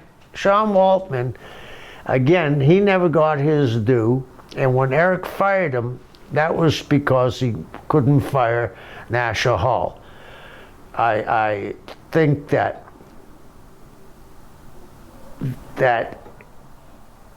if the stars were aligned perfectly for Nash and Hall to come in, the other thing was I put all the heat on them that I actually had baby faces coming to me and say, you know, they're working for Vince and you're killing us with these guys. I said, oh, okay. I mean, up until that time, it was a babyface territory. When these guys came in, everybody forgets that when Hogan turned heel, that ring filled up with trash. It was big time heat. They saved Hogan's career. I remember when they did those black and white interviews, and they were, you know, I watched those interviews, right? Nash and Hall could have buried Hogan because they were much cooler at the time. They stood back and let Hulk be Hulk. They revived Hulk. And I give these guys all the credit in the world. We ran with them until they started just passing out shirts and then divided them, and then the Latino World Order. We just made a mockery of something that was special. At one point in time, I heard Nash tell a story that you confronted him one night at a hotel. Yeah. I'm sure you've seen the clip of it. And he also says at the end of it that you guys are buddies now, but what was that all about? Well, Kevin and I were always friends. He called me on the phone. I mean, I was at the hotel, and I was under a lot of pressure then. I go down and kick the door. He says, go away.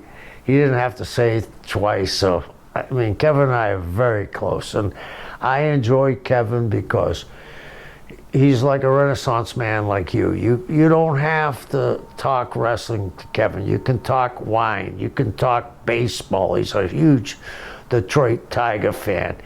You can talk basketball. You can talk, he's been to museums. Kevin just doesn't revolve around wrestling. He's an actor. I just think Kevin and I, at that period of time, there was so much pressure on all of us. We just said that night, enough is enough, and then that was it. Because Kevin and I are dear friends to this day. What impressed me the time I had him booked was his reliability. He had taken a booking before he got a movie role, and he actually went out of his way greatly to still make the booking. And I know he was exhausted when he showed up, but a lot of guys would either no-show or cancel the booking. But I thought that said a lot about the guy, that he still made it and did a good job in the match too. Kevin is a pro. Kevin and I were tag team partners when Kevin first started. And I took Kevin aside when he was young and I said, Kevin, he said, some of these baby faces are bitching about we're not giving them enough. I said, good, then you know you're getting over. You know? I'm good friends with both of the Quebecers. They didn't have the best run in WCW. It was really overflowing with talent at that time. Colonel Parker told me a story about some issues that may have possibly happened with the Quebecers in WCW. I'm just wondering. What were the issues? Something to do with not wanting to do the job, I guess. Yeah, I mean, they were in a situation that they came in and they had been used. Hey, their father was one of the greatest wrestlers of all times. He had his own territory. The boys were taken care of up there. They went to New York. They had a great run, but you hit it on the head. They came in when I had the 1927 Yankees. Everybody was great. It was an unfortunate time for them to come in. It was one of those things where I remember I wrestled Ray Stevens on the second match in North Carolina, and Ray had been the greatest worker of all times. And I had followed Ray into San Francisco, and I was on top, and Ray said to me, we're in the middle ring. Could you imagine if Roy Shire saw this? It was just the wrong time, wrong place. Your ex-wife, Nancy, is one of the all-time great women's managers, I guess, and was a true trailblazer. And unfortunately, due to circumstances, she'll probably never be in the Hall of Fame. She definitely probably deserves to be in there. What are your thoughts on if they'll ever put her in the WWE Hall of Fame? And I'm sure that you feel the same way. She was your manager for a long time. Well, I don't know if they'll ever put her in the Hall of Fame, but she was very instrumental in drawing the biggest house in the history of Hawaiian pro wrestling, Polynesian pro wrestling. We did this deal for almost a year where she knocked Leah Maivia, called her, I guess you can, back in the day, she called Leah a coconut, which is a derogatory term to Samoans. And when they finally brought somebody into her to wrestle, she went out and wrestled. Yeah, I think she was a trendsetter. I think she was probably the first diva, and she deserves to be in the Hall of Fame. I was watching some of the Florida wrestling clips before this interview just to come up with some question ideas, and I love how you guys pulled off the cult gimmick, not just you and her, but the whole group of you. It was very believable. You very much had the Charles Manson thing going on. It was quite something. It's too bad that wasn't done on a bigger stage, but you were very successful in your territory. Well, one of the ones that was so good was Luna Vachon. The Luna actually really kicked it off because we did a thing where, again, Wrestle of the Year was between me and Barry, and she was supposed to be, at the time, she was coming down from one of the magazines as a representative. She chose Barry. I slapped her. And when we got back to the dressing room, she said, "Is that all you got, pussy? I'm a Vachon." And what happened was they suspended me from TV until I would apologize. So I went 2 weeks without being on TV. The third week, she's sitting with Gordon, and she was, at the time, a 19-year-old little girl. And I said, well, Gordon says, "Mr. Sullivan, you have something to say to Trudy." And as I went to say something, she said, "Before you say anything, Mr. Sullivan, I want to talk." I said, "Okay, go ahead." And she said, "When you touched me, I felt something I've never felt before. I felt like a woman for the first time." She said, "I want to follow you." And I said, "Well, you got to sacrifice something." And that's when we shaved half her head. Now, even if you didn't believe in wrestling, what lovely looking girl is going to shave half her head? And people were taken back from that. Luna was a very intricate part of that whole angle. And Luna, as everybody knows, was as tough as nails. I gotta tell you a real quick story. Years later, I'm at a spot show, and Luna's with Gangrel, and there was a manager out there, and the manager screwed up the spot. And Mike Graham and I were in the dressing room, and we were gonna work together, and I'm tying up my boots, Mike's tying up his boots, and all of a sudden I hear this screaming, and the manager comes in crawling on his hands and knees, and Luna's kicking him in the ass and slapping his head. And one of the guys looks at me and Mike and said, "Hey, aren't you gonna help him?" And I said to Mike, "Oh, we've seen this act before." And everybody started laughing. Luna was a wonderful human being. She really was. There's a clip on the internet of Perry Saturn alleging that you once asked Rick Steiner to beat him up in the ring, and then Steiner confessed to him, and basically it never happened. Is there any truth in all of that? No. I actually liked Perry. You know, he's from Boston. I like Perry. And, I mean, guys make up. We have a tendency in the wrestling business to exaggerate.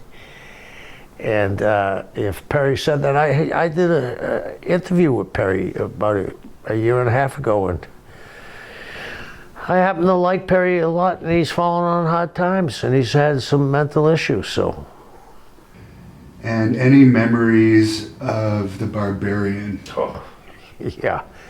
I've been all around the world with the Barbarian, Africa, everywhere. And I remember I booked Ming against the Barbarian.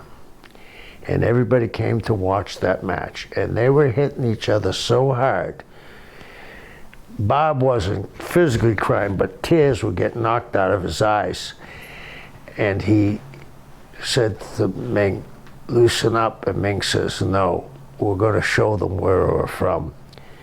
And brother, if I had a shotgun, I should have shot both of them, because they were beating each other up, and great people.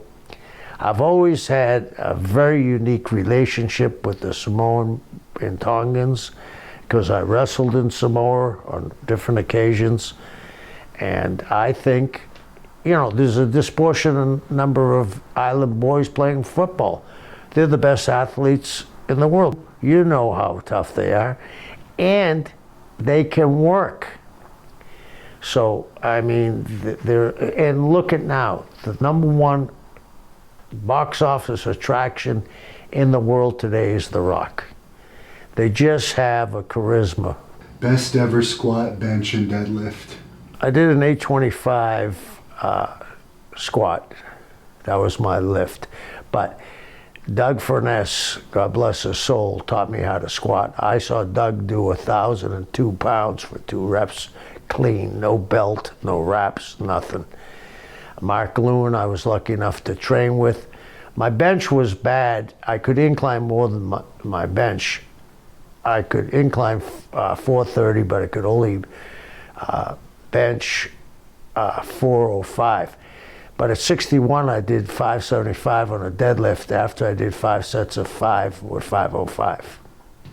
If all the organizations you've been in were still running, which one would you like to be working for now? Florida, because it was such an innovative place. But I don't think you can go back in time, because things change. Did you ever meet Yokozuna? Yes, I did when I was a kid. Fort Myers was the first territory you ever booked. What were some of the keys to making that territory a success? Well, it was a town. Me and Dickie Slater went there. Sort of town. Okay. Me and Dickie Slater went there because Fort Myers ran on Tuesday along with Tampa. So if they wanted to cool you off from Tampa and not beat you, they'd send you to Fort Myers. And I said, "Eddie, why am I going to Fort Myers?" He said, "Because you and Dickie are going to learn how to book." And we went there, and I happened to be lucky enough to have Dick Slater one of the most underrated guys in the history of wrestling. And one of the toughest. Yes. Any story about that? Yeah, you know the famous story about John Matusak, where Matusak was sending letters out. But before that, I had just came into the territory, and in Orlando we had separate dressing rooms, but there was a big curtain so no one could see. And Orton and Slater, that's Orton Jr., and Slater had a match. And I was in the hallway getting ready for my match, and they got in an argument, and Dickie said, "Hey, you didn't sell out for me out there." He said, "Well, if you did something I could have sold, I would have." Dickie hit him with one punch, blew the door open, and old man Orton decided to get up, and he said, "You better sit down." And that was it. I mean, Dickie was, you know, he got a chance to play for the Dolphins. He was an amateur wrestler, great football player, until he had his accident where he landed on his head with Terry Funk and Tully Blanchard. He was booking 3 territories at the same time. He was a brilliant, brilliant guy. Will Brady come to the Bears?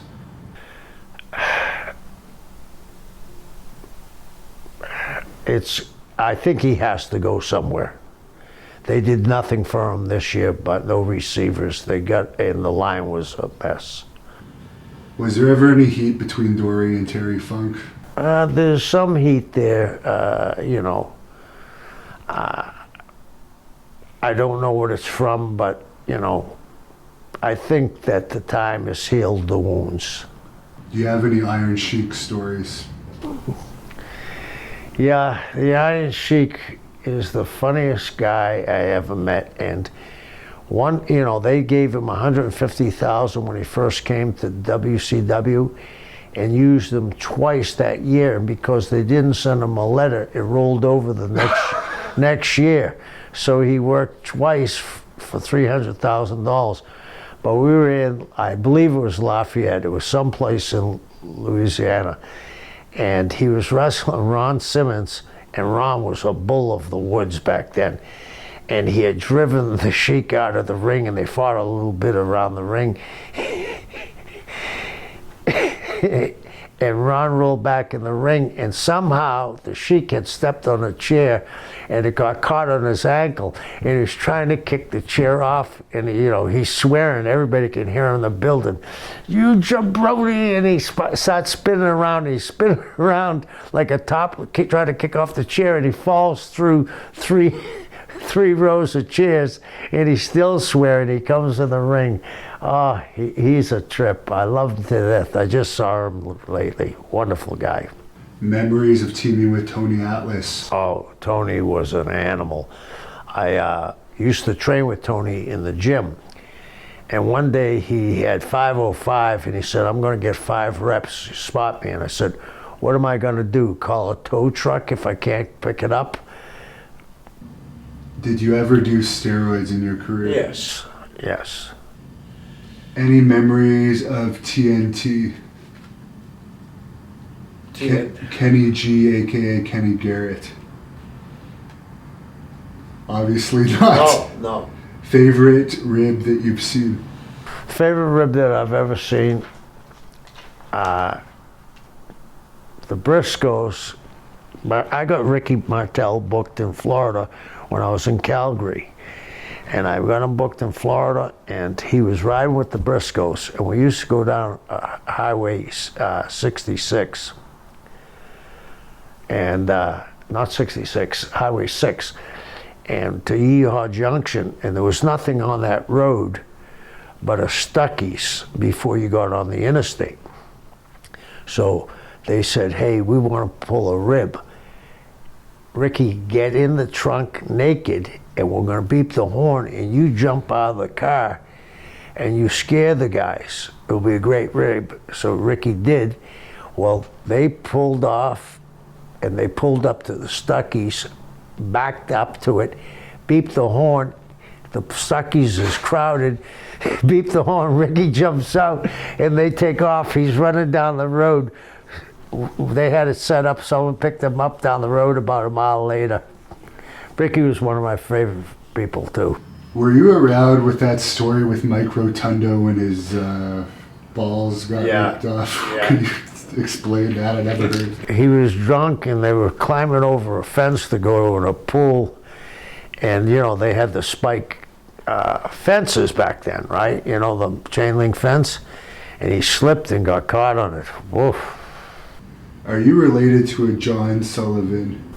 John L. Sullivan. John L. Sullivan. Yeah, the famous boxer. And my brother is John, named after him. What would have been your plan for the Revolution had they stayed in WCW? And you don't have to go into detail on this. Well, I made Benoit the champion. We were going to make Perry and Dean the tag team champions. Bob Mole has that in his book. And we had big plans for them. Why was there never much of a women's division in WCW? Because back in the day, there wasn't that many girls breaking into the business. And now, they're some of the best workers in the business. Did Blackjack Mulligan and Bob Roop ever fight? Yeah. One punch. Mulligan was a one punch guy. He had hands like a catcher's mitt. He knocked Roop out with one punch. Teaming with Ken Lucas, any stories from that? Ken Lucas. I learned more from Ken Lucas in 9 months as a baby face. And the other guy that's a carbon copy of Ken Lucas is Ricky Morton. And Ricky will tell you that. If you ask Ricky Morton who's the greatest babyface he ever saw, it's Ken Lucas. Ken never got the recognition he deserved. Was Time Warner as hard to deal with as Bischoff and Vince Russo claim? Yes, yes. Not so much Time Warner. It was when AOL came in. AOL came in, and I remember there was a guy named Blair Underwood, not the actor or singer. He was the acquisition guy. He came to me and said, Kevin, I checked your contract, and it's on Bill's desk. You're going to get a 3-year extension, but you're not going to be here that long. I said, why? He said, because Time Warner is going to have a guy in your room telling you what to do. And first week I come, after they do it, I looked at Keith Mitchell rather, and I said, Keith, who's this guy? He said, I don't know, he's from Time Warner, I guess. The next week he says, you can't use the word foreign object, it's an international object. You can't have violence, you can't have people getting hurt. I said, well, what is this, checkers or wrestling? And they were started the downfall, yeah. Are you a fan of CM Punk? Yes, yep. Someone says to ask you about Rick Rude. Rick Rude was a dear friend of mine. He came to one of my birthday parties, and when I was booking in for Mario Savoli, we used to have a little segment called Wrestling Update, and when he won the championship when World Class broke away from the NWA, we said we'd like to send a congratulations to Rick Rude. And Rick was a nice guy, and he respected me because him and Flair got into a real altercation, and I was lucky enough to be there. And Mean Gene, God rest his soul, said, I think you're the only guy Rude would have listened to. So, were you there for the Eric Watts thing, or was that during your time you were outside of WCW? that was the time I was outside. I never was there when Bill was there. And how did you become part of the Legend of Mickey Dodge National Geographic show? It was funny. Mick lives over there in the woods. There's 1,000 Vietnam vets, former Vietnam vets living there. And he would come over to my island and he would give seminars on training. And 2 of the girls that he gave seminars to were involved in TV. And they got the pilot shot And he came over to me one day and said, "I'd like to have you on the show." So I had a great time. It's a beautiful part of the state. I mean, it's beautiful. It's desolate. I mean, it's great. Weirdest celebrity encounter? Weirdest celebrity encounter? Dennis Rodman. Who's easier to deal with, Juventud Guerrera or Conan? I already know the answer to this. Conan. How did you like Juventud? That's my question. Juventud was a nice enough guy if he was in that group of his guys. Once he got out of that group, he kind of drifted off. I mean, you know, the famous thing in Australia. Were you there for that? No. Where he got naked and was running down the street. So He assaulted a female police officer. Yeah, not a nice thing to do. A fan asked this question. This was going to be one of my questions. Memories of the Honky Tonk Man, your former tag team partner. I had a good time with Wayne. We were tag team partners in Memphis, then we were tag team partners in Knoxville. If you had told me when he was Wayne Ferris that he'd become the Honky Tonk Man, I would have said you're crazy. And he's the greatest intercontinental champion of all times. As a Boston sports fan, how good was Larry Bird in his prime? Bird and Magic saved the NBA. Were you paid after WCW released you in 2001? Yes. Any funny Dusty Rhodes stories? Yeah, Dusty could be a trip. I mean, Dusty had a great sense of humor. He could make fun of himself at certain times. I had a wonderful time with Dusty. He certainly helped my career, and I miss him to this day. How was Vampiro to deal with? He's a nice guy, but he's in a different level because I think he spent so much time in Mexico. Their business is different, and I think he was very protective of, and paranoid a little because of how Mexico is, being an American or North American anyway in Mexico. What are your thoughts on the whole Jim Cornette thing with NWA? How did they let that slip? If they're so mad about it, 6 weeks later, they miss it and nobody stood up. One of the things that I pride myself on, when I make a mistake, I'll admit my mistake. Whoever let that slide, it ain't Cornette's fault.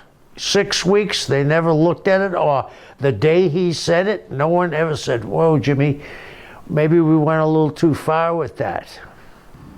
Do you think the XFL is going to be a success? It's going to be hard. It's going to be very hard. I mean, can you watch football year round? I don't think so. It's been tried a bunch of times. You know, what was that one before that? The USFL.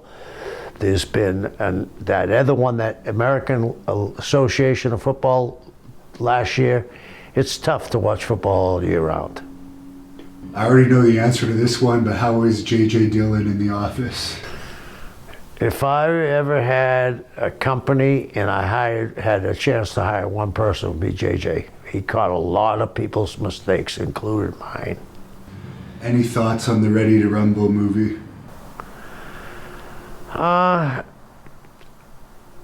thought it was good at the time because it exposed the business, but I think they could have got a couple of better name actors to be involved in it. Not that those guys didn't do a good job, but you know, a couple of cameo appearances by somebody. Thoughts on the Von Erichs? Oh, they were over like, you know, the Beatles. I mean, they were selling high school towns, you know, in Texas, you know, big the stadiums are and how big the high school stadiums are. They were selling 15,000 seats at high school buildings. They were over. Randy Savage, how was he to work with? I loved Randy. Randy and I were good friends. We were in a bodybuilding contest. He was in the novice and I was in the open. And I told him how to draw abs on his stomach. Now, speaking of bodybuilding, someone wanted to know your thoughts on today's bodybuilding. I think it's met its peak and it's kind of on a slide, after Ronnie Coleman. And last question, I'll ask for the fan questions, but how old is your youngest son? My youngest son is 31. Is he ever going to get into the business? No. Now, Vader told me in an interview that I happened to look at again recently that he beat up Steve Regal pretty badly in the ring at one point. Do you have any recollection of that? I think I would have recollection of that, and I would highly question that. What was your connection with Kimbo Slice? I've heard you talk about that. Kimbo was a Kevin Sullivan fan. I mean, I actually went and wrestled in Liberty City, and I was the only Caucasian that was on the card, and Kimbo was there. And he always would plug me. I thought he was a very nice guy. What was that relationship with Ring of Honor all about that you had for a brief period of time? It was Steve Corino brought me in. He wanted to be the booker, and we were going to redo me, Curtis, in the Purple Haze I was going to be Curtis, he was going to be me, and BJ was going to be Mark. Now you're managing the Blood Hunter tomorrow night against Sabu. By the time this shoot interview comes out, we're already going to have posted that match here on the Hannibal TV. Do you think this is going to be a one-time thing, or are we going to see you managing again? I would certainly love to manage this guy. He's an athlete. It's something the business needs. He's violent, is something the business needs. He's aggressive, it's something the business needs. And he has mixed martial arts background, something the business needs. The only other guy that can compare him to a mixed martial arts expert is Brock. So maybe we're going to see another Brock Lesnar, but only more vicious. Is there any way people can contact you to book you, or fans can follow you on social media? I'm pretty sure you don't have any, but things may have changed. Yeah, they can book me through Hannibal. Very good. And we are on Twitter at the Hannibal TV, or you can message me on Facebook, anyone listening to this, Devin Hannibal Nicholson. Thanks a lot for speaking to us for the third time, Mr. Sullivan. Any closing remarks?